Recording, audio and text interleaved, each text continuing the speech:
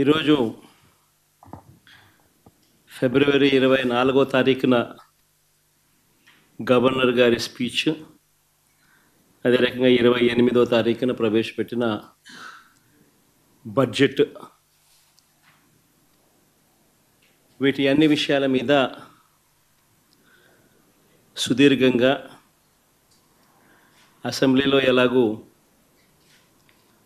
ప్రతిపక్షం చెప్తా ఉన్న మాటలు ఎలాగూ వినే పరిస్థితి, అసెంబ్లీ నుంచి ప్రజలకు తెలిపే పరిస్థితి లేని పరిస్థితుల మధ్య మీ ద్వారా ప్రజలకు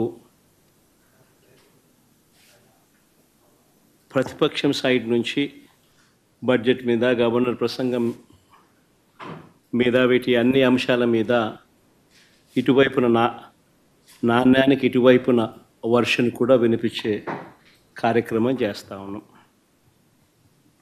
నిజంగా చంద్రబాబు నాయుడు గారి 2 బడ్జెట్లు, ఇవాళ చంద్రబాబు నాయుడు ప్రవేశపెట్టిన 28వ తారీఖున తాను ప్రవేశపెట్టిన బడ్జెట్తో 2 బడ్జెట్లు తను ప్రవేశపెట్టినట్లయింది.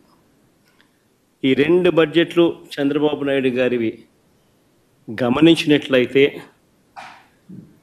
బాగా ప్రస్ఫుటంగా కూడా కనిపించేటి ఏమిటి అని అంటే, చంద్రబాబు గారు అన్ని రకాలుగా ప్రజలను మోసం చేసిన తీరు తేటతెల్లంగా కనిపిస్తుంది.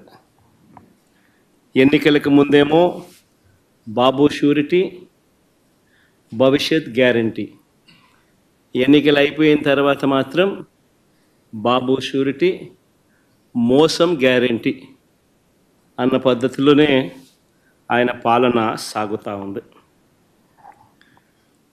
బడ్జెట్ స్పీచ్ అంతా కూడా చూస్తే, బడ్జెట్ కానీ గవర్నర్ ప్రసంగం కానీ ఏది చూసినా కానీ కనిపించేది ఒకటే. గవర్నర్ ప్రసంగంలో వీళ్ళు రిప్లై ఇచ్చేటప్పుడు కానీ, బడ్జెట్ స్పీచ్లో కానీ ఎక్కడ చూసినా కానీ మనకు కనిపించేటివి 2 కనిపిస్తాయి.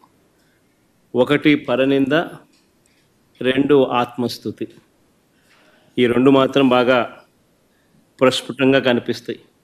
2వ బడ్జెట్ ప్రవేశపెడతా ఉన్నప్పటికీ కూడా ఈ రోజుకి కూడా వాళ్ళ నోట్లో నుంచి వచ్చే మాటలు జగనట్ట, జగనిట్ట, జగనట్ట, జగనట్ట, ఆ పాలన, ఈ పాలన, ఇవే మాటలే వస్తాయి. కానీ ఎన్నికలప్పుడు వాళ్ళు ఇచ్చిన మాటల విషయం ఏమిటి, ఎన్నికలప్పుడు వాళ్ళు ఇచ్చిన హామీల విషయానికి ఏమిటి, వాటికి సంబంధించి ఏం చెప్తున్నారు, ఆ సూపర్ 6, ఆ సూపర్ 7 విషయాలు ఏమిటి, ఆ మేనిఫెస్టోలో మీరు 143 హామీలను ఇచ్చారు, ఆ 143 హామీల పరిస్థితి ఏమిటి అని చెప్పి అడిగితే మాత్రం వాళ్ళ నోట్లలో నుంచి ఏ ఒక్కరి నోట్లో నుంచి కూడా సమాధానాలు కూడా సరిగ్గా రావు. ఏది చెప్పినా అబద్ధం, ఏది చెప్పినా మోసం.